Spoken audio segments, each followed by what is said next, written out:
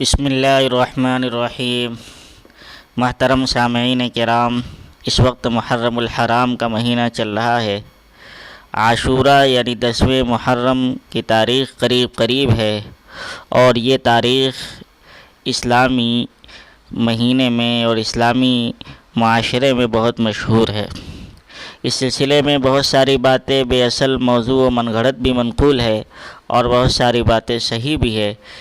آج کی اس ویڈیو میں ہم اسی موضوع پر گفتگو کریں گے۔ امام زبیدی رحمۃ اللہ علیہ تاج العروض میں لکھتے ہیں کہ فاؤلہ کے وزن پر کوئی اور لفظ نہیں ہے، محرم کی 10 تاریخ کو کہا جاتا ہے۔ مجمع بحار الانوار میں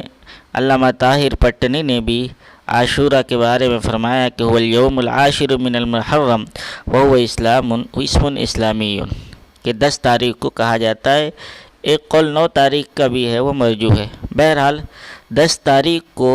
عاشوراء کا دن قرار دیا جاتا ہے۔ یہ دن اس لحاظ سے بہت مشہور ہے کہ اس دن سیدنا حسین ابن علی رضی اللہ تعالیٰ عنہ کی شہادت کا المناک واقعہ پیش آیا، مگر اس واقعے کے پیش آنے کے بعد واضعین حدیث نے یعنی حدیث کے گڑھنے والوں نے جم کر ہاتھ صاف کیا۔ ایک طرف وہ لوگ جو قاتلین حسین میں شامل تھے، حضرت حسین رضی اللہ تعالیٰ عنہ کے قتل میں شامل تھے، انہوں نے اس کو عید اور خوشی کا دن قرار دیا، اور اس دن کے بڑے بڑے فضائل بیان کیے اور بڑے بڑے واقعات کو اس دن کے ساتھ جوڑ دیا۔ دوسرے وہ لوگ جو بظاہر اس کے مخالف تھے، اندرون سے وہ اس میں شامل تھے، انہوں نے اس کو ماتم اور رنج و غم کا دن قرار دیا اور اس دن سوگ اور ماتم کے بڑے فضائل بیان کیے۔ تو اس طریقے سے دونوں طرف سے واضعین نے خوب ہاتھ صاف کیا ہے۔ اس وجہ سے عاشوراء سے متعلق بہت ساری موضوع اور من گھڑت روایات بھی پھیل گئی ہیں جو آج عام ہیں۔ چنانچہ جن لوگوں نے اسے مسرت کا دن، خوشی کا دن قرار دیا ہے، انہوں نے کائنات میں ہونے والے تمام واقعات کو اسی دن کے ساتھ جوڑ دیا۔ گویا کائنات میں اس سے بہتر کوئی دن پیدا ہی نہیں ہوا تھا۔ چنانچہ کہتے ہیں آسمان بھی اسی دن پیدا ہوا، زمین بھی اسی دن پیدا ہوئی، پہاڑوں کو اسی دن بنایا گیا، سمندر کو اسی دن بنایا گیا، عرش، لوح و قلم، ستارے، ملائکہ، جبریل، آدم، حوا، سب کو اسی دن پیدا کیا۔ آدم کو جنت سے اسی دن نکالا گیا، اسی دن پہلی بارش ہوئی، اسی دن آدم علیہ السلام کی توبہ قبول ہوئی، اسی دن ادریس علیہ السلام کو آسمان پر اٹھایا گیا، اسی دن ابراہیم خلیل اللہ پیدا ہوئے، اسی دن ان کو مقام خلت عطا کیا گیا، اسی دن وہ آتش نمرود میں ڈالے گئے، اسی دن ابراہیم خلیل اللہ علیہ السلام کو نار نمرود سے نکالا گیا، اسی دن حضرت اسماعیل علیہ السلام کا فدیہ بھیجا گیا، اسی دن حضرت سارہ کو اسحاق علیہ السلام کی خوشخبری ملی، اسی دن یوسف علیہ السلام کو جیل سے رہائی ملی، اسی دن یوسف اور یعقوب ایک طویل جدائیگی کے بعد اکٹھا ہوں، اسی دن یعقوب علیہ السلام کی بینائی لوٹ آئی، اسی دن داؤد علیہ السلام کی توبہ قبول ہوئی، اسی دن موسیٰ علیہ السلام پیدا ہوئے، اسی دن موسیٰ علیہ السلام کو توریت ملی، اسی دن یونس علیہ السلام کو مچھلی کے پیٹ سے نکالا گیا، اسی دن سلیمان علیہ السلام کو تاج و تخت ملا، اسی دن عیسیٰ علیہ السلام پیدا ہوئے، اسی دن نبی کریم صلی اللہ علیہ وسلم پیدا ہوئے، اسی دن حضور صلی اللہ علیہ وسلم کے لیے اعلان مغفرت ہوا، اسی دن اللہ عرش پر مستوی ہوا، اسی دن قیامت واقع ہوگی۔ اس طرح کی بے شمار باتیں ہیں اور بے شمار واقعات ہیں جو اس دن کے ساتھ جوڑے گئے۔ یہاں تک کہ یہ بھی کہہ دیا گیا کہ پہلا دن جو تھا وہ عاشوراء کا دن، یعنی کائنات کی تخلیق ہوئی تو پہلا جو دن تھا وہ عاشوراء کا دن تھا، جبکہ عاشوراء کہتے ہیں 10ویں تاریخ کو۔ یقیناً یہ ساری باتیں قاتلین حسین نے گڑھ رکھی ہے اور اس دن کو عظیم سے عظیم تر قرار دینے کی کوشش کی ہے۔ چنانچہ علامہ ابن تیمیہ رحمۃ اللہ علیہ منہاج السنۃ النبویہ میں لکھتے ہیں وَلَا رَيْبَ أَنَّ هَذَا أَظْهَرَهُ بَعْضُ الْمُتَعَصِّبِينَ عَلَى الْحُسَيْنِ لِيُتَّخَذَ يَوْمُ قَتْلِهِ عِيدًا فَشَاعَ هَذَا عِنْدَ الْجُهَّالِ الْمُنْتَسِبِينَ إِلَى السُنَّةِ۔ اس میں کوئی شک نہیں ہے کہ حضرت حسین رضی اللہ تعالیٰ عنہ سے بعض تعصب رکھنے والے لوگوں نے یہ سب گڑھا ہے تاکہ اس دن کو عید کا دن قرار دیا جائے، اور بدقسمتی سے یہی چیزیں اہل سنت میں ناواقفوں کے درمیان پھیل گئی، یہاں تک کہ کہا گیا کہ عاشوراء کے دن یہ ہوا، یوسف علیہ السلام کی قمیص آئی، یعقوب علیہ السلام کی بینائی لوٹ آئی، ایوب علیہ السلام جو ہے بیماری سے عافیت میں آئے، اور حضرت اسماعیل علیہ السلام کا ذبیحہ دیا گیا۔ کہا یہ ساری باتیں جھوٹی من گھڑت ہیں۔ اسی طریقے کی بات علامہ محمد ابن درویش نے اسن المطالب فی احادیث مختلفۃ المراتب میں بھی لکھی گئی ہے کہ یہ جو سارے واقعات نقل کیے گئے ہیں کہ اللہ نے آدم علیہ السلام کی اس دن توبہ قبول ہوئی، نوح علیہ السلام کو نجات ملی، ابراہیم علیہ السلام کو نجات ملی، اسی دن یونس علیہ السلام کو مچھلی کے پیٹ سے نکالا گیا، یعقوب علیہ السلام اور یوسف علیہ السلام کی ملاقات ہوئی، توریت اسی طرح نازل ہوئی، اس طرح کے جتنے واقعات ہیں فَكُلُّهُ كِذْبٌ وَلَا أَصْلَ لَهُ، یہ ساری کی ساری باتیں جو ہے جھوٹی من گڑت اور جو ہے تراشی ہوئی باتیں ہیں جس کی کوئی حقیقت نہیں ہے۔ اسی طریقے سے اس دن کے بارے میں بہت مشہور ہے کہ عاشورہ کے دن غسل کرنے کے بڑے فضائل، جو آدمی عاشورہ کے دن غسل کرے گا وہ مرض الموت کے علاوہ کسی بیماری میں مبتلا نہیں ہوگا۔ یہ حدیث بھی من گھڑت ہے، چنانچہ دیکھیے اس کے لیے اللآلی المصنوع امام سیوطی رحمۃ اللہ علیہ کی، تنزیہ الشریعہ المرفوع ابن عراق کنانی کی، اور اسی طریقے سے ابن الجوزی کی موضوعات اور الاثار المرفوع علامہ لکھنوی کی۔ عاشورہ کے دن سرما لگانے سے متعلق بھی ایک بہت مشہور روایت ہے کہ جو آدمی عاشورہ کے دن اسمت سرما لگائے گا اس کی آنکھ میں کبھی آشوب چشم کی بیماری نہیں ہوگی، اس کی آنکھ بیماریوں سے محفوظ رہے گی۔ یہ بات بھی بالکل من گھڑت ہے اور موضوع ہے، اس کو گڑھنے والا جویبر ابن سعید نامی راوی ہے، اور فرمایا کہ یہ بدعت بھی قاتلین حسین نے ایجاد کی ہے۔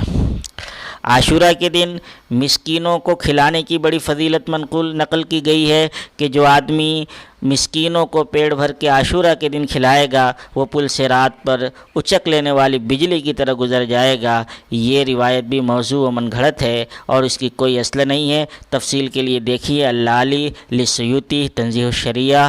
لابن عراق الکنانی، موضوعات لابن الجوزی، الاثار المرفوعہ للکھنوی۔ اسی طریقے سے عاشورہ سے متعلق مشہور روایت ہے کہ جو آدمی عاشورہ کے دن کسی مریض کی عیادت کرے گا، اسی دن عاشورہ کے دن سے متعلق ایک روایت ہے کہ جو آدمی عاشورہ کے دن کسی مریض کی عیادت کرے گا گویا اس نے تمام بنی نوع انسانی کی عیادت کی۔ یہ روایت بھی موضوع من گھڑت ہے۔ تفصیل کے لیے دیکھیں سیوطی کی اللآلی تنزیہ الشریعہ کنانی کی، موضوعات ابن الجوزی کی، الاثار المرفوعہ لکھنوی کی۔ علاوہ ازیں شیعوں نے اس دن رونے کی بے شمار فضیلتیں بیان کی، جس میں سے ایک روایت ہے کہ البکاء یوم عاشورہ نور تام یوم القیامہ، عاشورہ کے دن رونا قیامت کے دن نور تام کا ذریعہ ہوگا۔ یہ روایت بھی موضوع من گھڑت ہے۔ تفصیل کے لیے دیکھیے الفوائد المجموعہ للشوکانی۔ اسی طریقے سے ایک روایت میں آیا کہ ما من عبد یبکی یوم قتل الحسین، جو بندہ بھی حضرت حسین کی شہادت کے دن روئے گا یعنی عاشورہ کے دن، قیامت کے دن اولو العزم پیغمبروں کے ساتھ ہوگا۔ یہ حدیث بھی من گھڑت ہے، جھوٹی اور تراشیدہ ہے اور شیعوں کی گڑھی ہوئی ہے۔ تفصیل کے لیے دیکھیے الفوائد المجموعہ فی الاحادیث الموضوعہ۔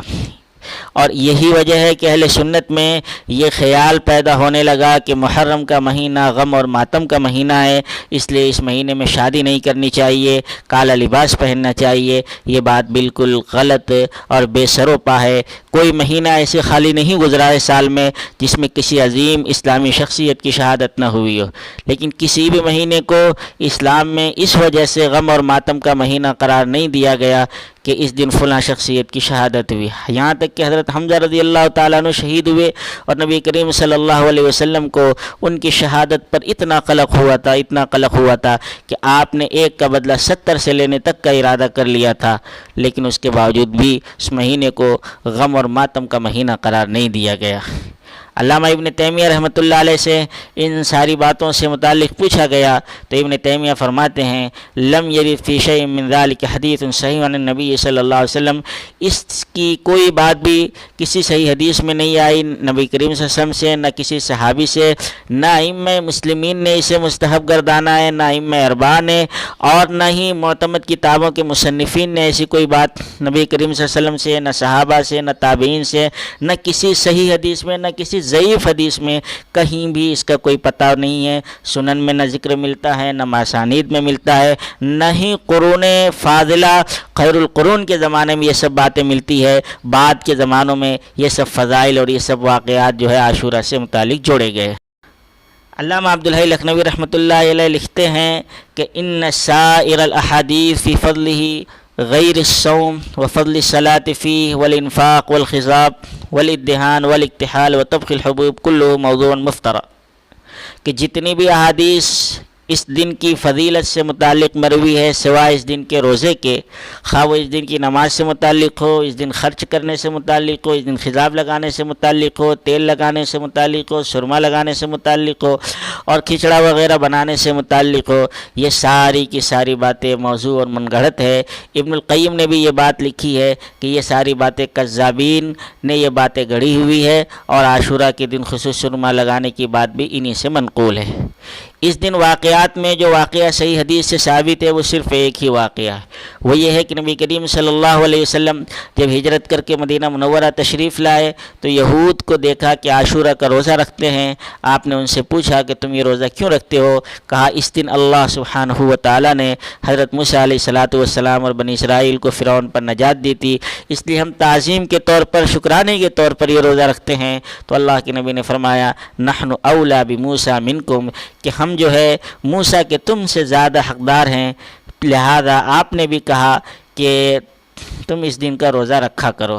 البتہ یہود کی مخالفت کرتے ہوئے آپ نے فرمایا کہ وخالف الیہود صوموا یوم قبلہ یوما و بعدہ یوما، کہ یہود کی مخالفت کرو، ایک دن پہلے یا ایک دن بعد ایک روزہ رکھ لیا کرو۔ دیکھیے یہاں عبادات تک میں یہود کی مخالفت کا حکم دیا گیا ہے، اور آج ہم ہر چیز میں یہود کی نقالی کر رہے ہیں۔ بہرحال عاشورہ کے واقعات میں یہ واقعہ صحیح حدیث سے ثابت ہے کہ اللہ تعالیٰ نے حضرت موسیٰ علیہ السلام کو اس دن نجات دی۔ اس دن روزے کی نبی کریم صلی اللہ علیہ وسلم بڑی ترغیب دیا کرتے تھے، بڑا اہتمام کرتے تھے۔ چنانچہ ابن عباس کہتے ہیں کہ کے بعد عاشورہ سے زیادہ کسی اور روزے کی طلب میں نبی کریم صلی اللہ علیہ وسلم نہیں رہا کرتے تھے، یعنی اس روزے کا آپ بہت زیادہ انتظار فرمایا کرتے تھے۔ اور اس سلسلے میں ایک دوسری روایت میں فرمایا گیا کہ رمضان کے بعد جس روزے کی سب سے زیادہ فضیلت ہے وہ محرم کے مہینے کے روزے کی ہے، اور فرض نمازوں کے بعد جس نماز کی سب سے زیادہ فضیلت ہے وہ تہجد کی ہے۔ تو بہرحال اس سے معلوم ہوا کہ اس روزے کی نبی کریم صلی اللہ علیہ وسلم نے بڑی ترغیب دی ہے، تو عاشورہ کا روزہ رکھنا چاہیے۔ اس روزے کی فضیلت میں یہ حدیث آئی ہوئی ہے کہ اللہ کے نبی صلی اللہ علیہ وسلم نے فرمایا کہ اس سے ایک سال پچھلے سال کے گناہ معاف ہوتے ہیں۔ انی احتسب علی اللہ ان یکفر السنۃ التی قبلہ، کہ اللہ سے امید رکھتا ہوں کہ اس کی وجہ سے پچھلے سال کے گناہ معاف ہو جائیں گے۔ بہرحال اس دن کے روزے کا ہمیں اہتمام کرنا چاہیے، اس سے ایک سال کے گناہ معاف ہو جاتے ہیں، یہ فضیلت صحیح حدیث سے ثابت ہے۔ اس کے علاوہ دنیا بھر کے فضائل منقول ہیں، روزے کے، نماز کے، وہ سارے فضائل من گھڑت اور تراشیدہ ہے۔ اسی طریقے سے جو واقعات منقول ہیں ان واقعات میں صرف حضرت موسیٰ علیہ السلام کا اس دن نجات پانا یہ واقعہ ثابت ہے، باقی ساری باتیں موضوع اور من گھڑت۔ اب رہا یہ سوال کہ پھر ان روایات کو کتابوں میں کیوں ذکر کیا گیا ہے، تو اس کے متعلق ہم ہندوستان کے مشہور مایہ ناز محدث اور محقق علامہ عبدالحی لکھنوی رحمۃ اللہ علیہ کی عبارت پیش کرتے ہیں۔ حضرت اپنی مایہ ناز کتاب الاثار المرفوعہ جو موضوع روایات سے متعلق ہے اس میں لکھتے ہیں وَأَمَّا هَذِهِ الْأَحَادِيثُ الطِّوَالُ الَّتِي ذُكِرَ فِيهَا كَثِيرٌ مِّنَ الْوَقَائِعِ الْعَظِيمَةِ الْمَاضِيَةِ وَالْمُسْتَقْبَلَةِ أَنَّهَا فِي يَوْمِ عَاشُورَاءَ فَلَا أَصْلَ لَهَا، کہ یہ طویل روایات جس میں ماضی و مستقبل کے بڑے واقعات سے متعلق یہ مذکور ہے کہ یہ عاشورہ کے دن واقع ہوئے، ان کی کوئی اصل نہیں، اگرچہ کہ بہت سے اہل تصوف اور اہل تاریخ نے انہیں اپنی کتابوں میں ذکر کیا ہے۔ فقیہ ابو اللیث نے بھی اپنی کتاب تنبیہ الغافلین میں لکھا ہے، اسی طرح بستان العارفین میں بھی ذکر کیا ہے، ان کے ذکر کرنے سے دھوکہ نہ کھانا، کیونکہ اعتبار محدثین کے نقد و تحقیق کا ہے، نہ کہ مؤلفین کے ذکر کرنے کا۔ تو یہاں سے بات معلوم ہو گئی کہ اعتبار جو ہے محض ذکر کرنے کا نہیں ہے بلکہ اس کی تحقیق اور تنقیح کا ہے، اور جن حضرات نے ان روایات کی تحقیق کی ہے انہوں نے یہ بتایا ہے